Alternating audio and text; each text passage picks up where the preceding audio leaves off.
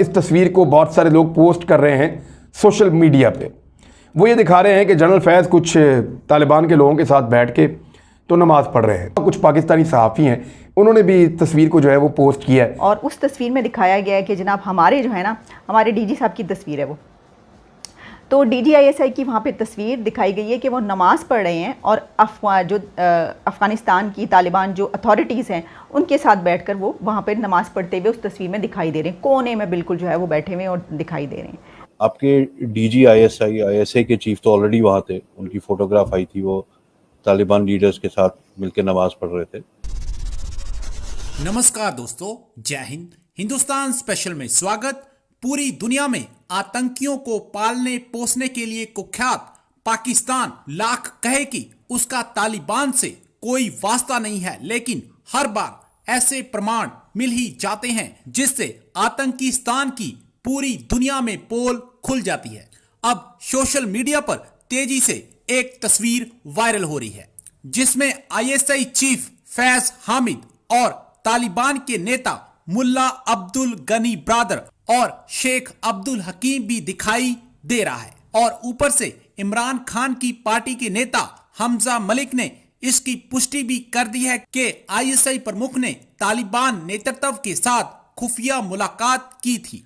अब पाकिस्तान को इन सबूतों के जग जाहिर होने से हाथों पैरों की पड़ गई है, क्योंकि FATF में इतने ही सबूत काफी हैं पाकिस्तान को ब्लैकलिस्ट करने के लिए। अब एक तस्वीर है और इस तस्वीर को बहुत सारे लोग पोस्ट कर रहे हैं सोशल मीडिया पे।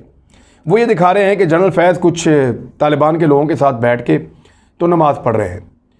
अच्छा, अब शो ये किया जा रहा है और इंडियन जी कह रहे हैं कि ये तो हालिया तस्वीर है और वो ये साबित करना चाहते हैं कि तालिबान को चलाने में, उनको लाने में, उनके इक़्तिदार में पीछे जो दिमाग काम कर रहा है वो जनरल फैज़ का है। हाँ, कुछ पाकिस्तानी सहाफ़ी हैं, उन्होंने भी तस्वीर को जो है वो पोस्ट किया है इस उम्मीद के साथ कि शायद वो ISI के चीफ को शर्मिंदा कर सकें। अच्छा जी, एक और ख़बर जो है जो मेरी नज़र से गुजरी, अब हम ज़रा उसकी बात करें। जब मैं ये ख़बर देख रही थी तो इसके नीचे ही मुझे एक तस्वीर नज़र आई, CNN न्यूज़ 18। इस खबर के बाद मैंने देखा कि एक और ख़बर है और वो ख़बर एक तस्वीर है और उस तस्वीर में दिखाया गया है कि जनाब हमारे जो है ना, हमारे डीजी साहब की तस्वीर है वो। तो DGISI की वहाँ पे तस्वीर दिखाई गई है कि वो नमाज़ पढ़ रहे हैं और अफ़गानिस्तान की तालिबान जो अथॉरिटीज़ हैं उनके साथ बैठकर वो वहाँ पे नमाज़ पढ़ते हुए उस तस्वीर में दिखाई दे रहे हैं। कोने में बिल्कुल जो है वो बैठे हुए और दिखाई दे रहे हैं। और उस खबर में जो तफसीलात थी वो लिखी गई थी कि पाकिस्तान की एजेंसी के जो सरबराह हैं वो वहाँ पर बैठ कर तालिबान के साथ देखिए नमाज़ पढ़े। फिर उसके बाद कुछ व्हाट्सएप ग्रुप्स में भी वो मैंने तस्वीर देख ली। उसके बाद मैंने फिर ट्विटर पे और कुछ और जगहों पे भी जब वो तस्वीर देख ली शेयर होती हुई, कहा हम तो ये कहते हैं कि हमारा कोई ताल्लुक ही नहीं। तालिबान हैं कौन? हम तो तालिबान को जानते ही नहीं हैं, हमने कभी नाम ही नहीं सुना, हम जानते ही नहीं ये है कौन। हमारा तो ये नैरेटिव, हम कहते हैं सपोर्ट नामुमकिन, ये तो हो ही नहीं सकता, हम तो उनको जानते तक नहीं। और फिर आप ऐसी तस्वीरें लगा लगा के ये साबित करने की कोशिश कर रहे हैं कि पाकिस्तान का जो है वो उसको तालिबान को सपोर्ट कर रहा है, उनकी हुकूमत बनवाने की कोशिश कर रहा है। तो मतलब मैं ये समझती हूँ कि पाकिस्तान को इतनी मुश्किल किस लिए है कि हम अपने नैरेटिव में कभी इधर पलटी खाते हैं और कभी हम इधर पलटी खाते हैं। इसकी एक वजह है।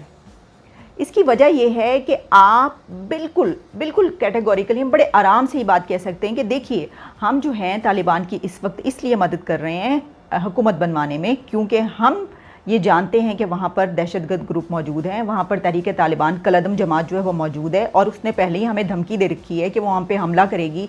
और इसके अलावा जो तालिबान हैं वो भी दहशतगर्दी हमारे मुल्क के अंदर कर सकते हैं। तो अगर हम उनके साथ दोस्ती बनाकर या हम उनके साथ अच्छे ताल्लुकात नहीं रखेंगे या हम इस वक्त अगर वो जो कह रहे हैं हम उनको जो है उस तरीके से सपोर्ट नहीं करेंगे तो वो तो हमारे खिलाफ दहशतगर्दी फैला देंगे। ना सिर्फ ये कि वो खुद भी दहशतगर्दी कर सकते हैं बल्कि वो तो दूसरों को कहेंगे हाँ ठीक है आप जाएँ और पाकिस्तान के साथ जो करना है करें, हमारे से कोई सरोकार नहीं। तो उस वक्त पाकिस्तान क्या करेगा? ये एक सिंपल सा नैरेटिव है जो हम आराम से ये बात कह सकते हैं और फिर इस सूरत में कोई भी मुल्क हमारे ऊपर ये सवाल नहीं उठा सकता, कहेगा हाँ ठीक है इनकी जो है हर किसी की एक जोग्राफियाई मजबूरियाँ, सरहद मिलती है तो जाहिर है कि इनको ये अंदेशे हैं। लेकिन प्रॉब्लम क्या है वो मैं आपको बताती हूँ।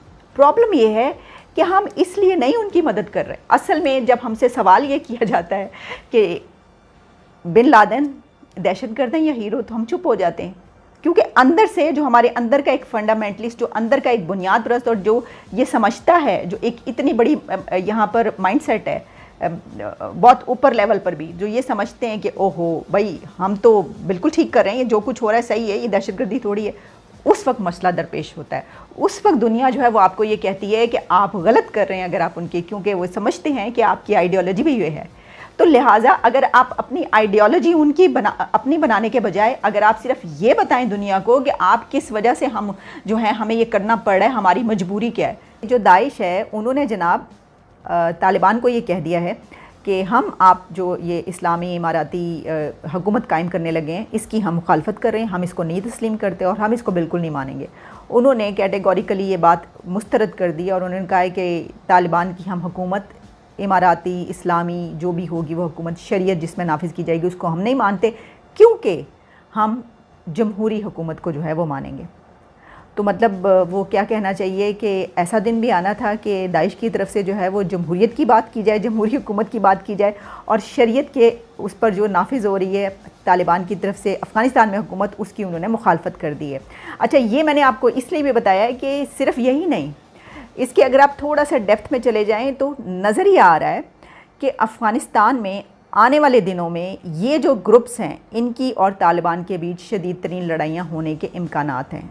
और अफ़गानिस्तान अगर जिस तरीके से कोशिश कर रहा है, वहाँ पर कोशिश हो रही है कि हुकूमत बन जाए, अगर ऐसा नहीं होता और इंटरनेशनल कम्युनिटी जो है वो देखती है और वो भी साथ नहीं देती और वो समझती है कि नहीं ये अपना जो काम है सही तरीके से नहीं कर रहे, तो फिर हम देखेंगे कि फेलियर की सूरत में अफ़गानिस्तान में तालिबान और इन ग्रुपों के दरमियान एक ऐसा घमसान का रन पड़ेगा जो सिर्फ अफ़गानिस्तान को नहीं बल्कि इस पूरे रीजन को की जो अमन है उसको तबाह कर देगा। इस वक्त आप क्या सिचुएशन देख रहे हैं? साथ ही साथ सर कई ऐसे वर्ल्ड बैंक और या IMF इस तरह के कई ऑर्गेनाइजेशंस हैं जिन्होंने इनकी फंडिंग बंद कर दी है, तो बगैर फंड के ये करेंगे क्या?